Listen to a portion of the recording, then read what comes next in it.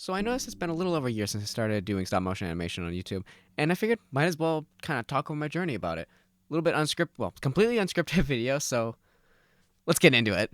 To start, we have the one where Ultimus kills Vraxxon's snake. And honestly, the Vraxxon's animation holds up pretty well. Really only it's Ultimus where it kind of like he slides around a bit and it's clear that it's not perfect. I don't think at this point I had sticky tack. I was just kind of holding them to the thing so I can understand why it happened, but hey, it's not bad. And if you haven't seen it, this is technically part one, not really part one, but I made a collaboration for Lego Man's channel. I completely made it, sent it over to him, he uploaded on his channel. So, this is the other version, where a alternate universe Ultimus stops by, says, hey, don't do this. This was back when Across the Spider-Verse was much newer. It was a year ago. Different times.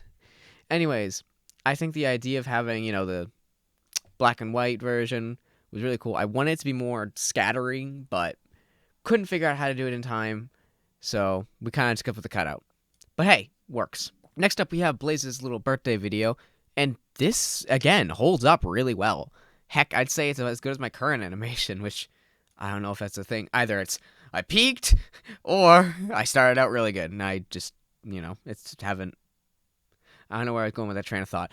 I'm still super proud of the scene where Tridex falls. It's just really smoothly animated. It kind of goes down. It's a bit fast, don't get me wrong, but again, second real animation. I'm pretty proud of it still. Now we have the Grimace Shake video. Oh boy. This one I think is slightly worse than the previous two. Not by a ton. Just it was rougher. I don't think I spent nearly as long on it. It was longer animation, so probably spent about as much time, but you get the gist. I didn't put the thought and care into it. And it kind of holds up, or the sentiment kind of stays true for the next one, where, it's the give the money thing. Just very choppy, very rough. I didn't take nearly enough frames, and it's very scatterbrained with Bellatrix standing there randomly. Now, this next one, where Vraxxon is running from the fireworks, once again, I don't think I had sticky tack at the time. I may have. So the run is very hastily done. But it works. Gets the point across. Can't complain with that. When it comes to the Napoli Juve Aperol video, this was just a simple test of me trying to do a bunch of self-mock spinning to see if I could do several things at a time. And I'll say this right now, it's very hard to keep track of all of them. And especially keep them consistent. So, I would say if you want to start as an animator, try to do something like this. Not complicated, no storyline, nothing. Just as a test to see how many figures can I animate at once and not get lose track how many. I think I figured out 3 as my limit, 3 at a time. I can do more, but it has to be you got 2 here and then you're doing a different scene 2 here. 3 at one time gets really hard because they all have to move and you got to make sure you moved all of them before you go to the next one. And the best way to do that is to just maybe start from left then go to right, or pick one character, go to the next, then go to the next. Have an order, essentially. Don't just go randomly, which is what I did on this one. Didn't work out, but I mean, it worked out fairly well. Now, I did want to throw in the slight clip of a live motion thing, I believe it's called. Not biggest fan of style. I think it's okay with what I did. It's clearly, you got your hands moving in it, so it's meant to be more puppeted and fun. I just really kind of wanted to toss it in because of the way I did Vraxxon. Well, I synced it up for the audio well, and that was just going to point out, try your best to sync up to the audio. That's going to be your biggest thing. So for this one, what I'd recommend is if you're going to do animation first, then audio, send the clips to the person so they can speak over the clips. Don't do them separately. If you're doing the audio first, get the audio, animate to the audio. Never do them separately. Either do one and then work with the other one, or, basically do one, then work with that one. So this little clip it right here was just kind of tossed in. It's not the greatest animation. Well, actually, no, his Vraxxon's dance is pretty good. Very fluent. Just kind of worked out pretty well. Telox's little point is horrible. Now, this is when I definitely got the sticky tack, because I wanted to practice doing a walk animation. It's horrible. It's funny little clip, though. When it comes to this Blaze Farm video, I hold it in a special place in my heart, because I feel this is one of my best animated things so far. The Ultimate's little hay could have been done a little better. I think at this point, I was waiting on Lego Man. I believe I was waiting on Lego Man to get the hay back because I was doing this very late. And I just need that one bit. So I tried to work it in, but oh well. It works-ish. But the Blaze Farm thing, again, this I believe I animated first, then voiced over, because since I'm the one doing it, I kind of know what the characters are acting, or know what they're supposed to sound like. When it comes to sending things to people, I'd recommend getting their audio lines first, and then animating to the audio lines, because they're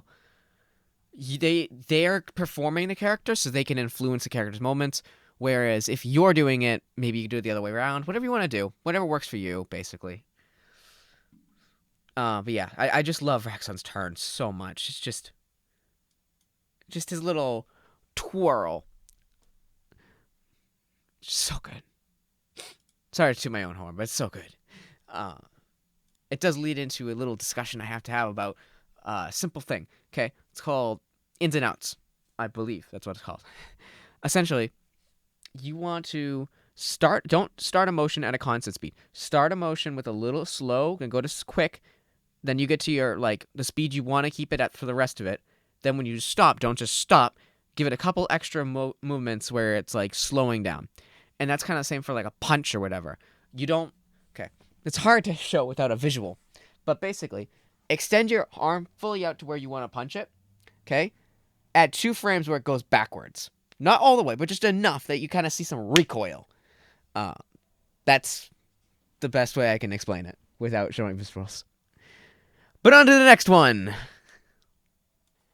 Now. When I watch this 4th of July, or not 4th of July, Happy New Year video, I die inside because this is actually the second time I animated this video. The first time, went to go take out the SD card of my camera and went, uh-oh, there's no SD card in here. Meaning the animation that I put so much time into doesn't exist anymore. Never was done. So this was me trying to desperately get it out before New Year's ended, which sucked. I'm so upset that didn't... The first animation was 10 times better than the one that's out here, which this isn't bad either. It just was so much better. I'd have a decent bet that even true fans of my channel don't really recognize this scene, because it actually is not on my channel. It appears on Lego Man's video, where he shows off his new modified version of his self-mock. Basically, I animated the scene for him, and I wanted to show it to you because you probably have never seen it. So, is it great? No, this was the first time I used my armature rig, so I was still kind of getting used to it. There's some green screening issues, but it's not bad. It works.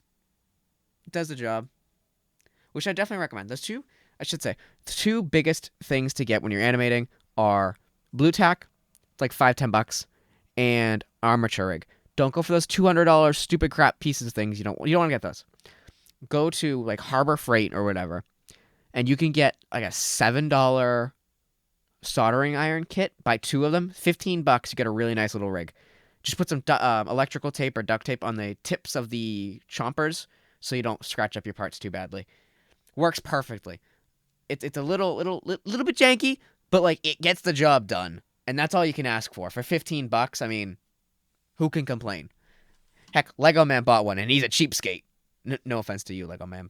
You're a cheapskate. We both know it. I am too. But as we get closer to the last few, I have to show this one. It's simple. It's quick. But it gets the point across. And that's really what I wanted to convey is you don't have to do an elaborate animation. You don't have to have every single frame movement. You can have a character standing still. Because think about it. In real life, you're not constantly moving every single, you're not moving constantly. You move a lot, but there's moments where you just kind of stand still.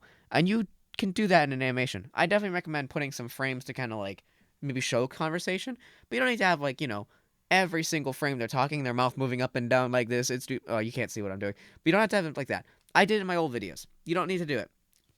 It works for if you want to convey, excited expression, or if you want to, show a point where they're thinking. But you don't need to have every single frame they're talking, their mouth going up and down and up and down and up and down. It honestly kind of gets very repetitive, to be frank. I just looked at what's next. So this beautiful gem of a video. I'm still working on the 12-hour, I should say. Oh, sorry, what? Nope, didn't hear that. This beautiful gem of video. This beautiful, beautiful, beautiful gem. Caramelledansen. You can thank Bionicle C4 and Sardex Films for this. They inadvertently made me film it. They inadvertently made me make it because they showed me an old channel that happened to do this, and I'm like, I'm doing this. You're joining me, please. Sardex, please make the video you said you would. I have pictures. I think. Yeah, I don't remember if you actually said you did or if you would just be like, yeah, sure, I will. And that goes for you, C4. Make it. Now. Anyways. Yeah.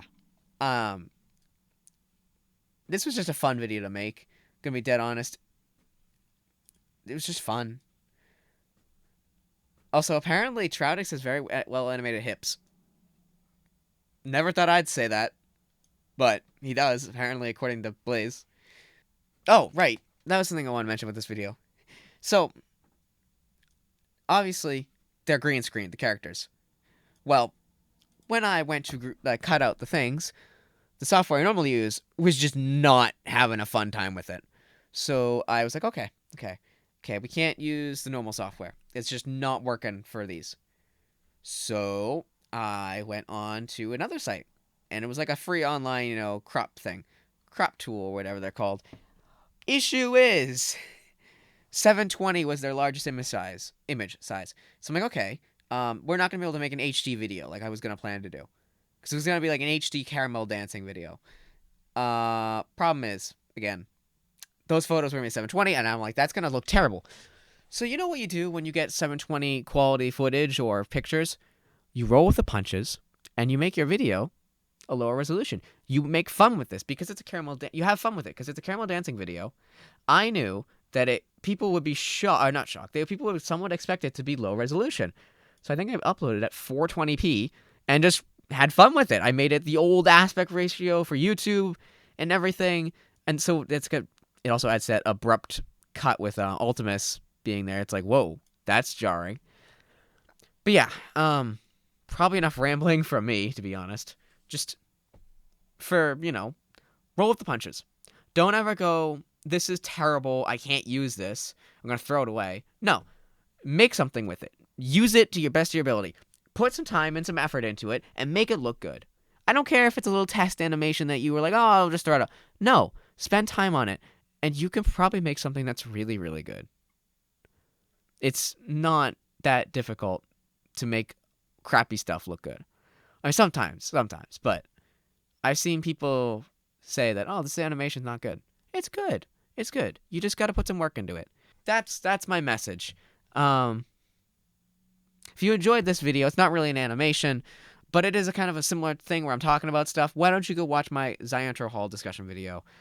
Really recommend it because I need those sweet, sweet algorithm videos views. Please, I need watch time.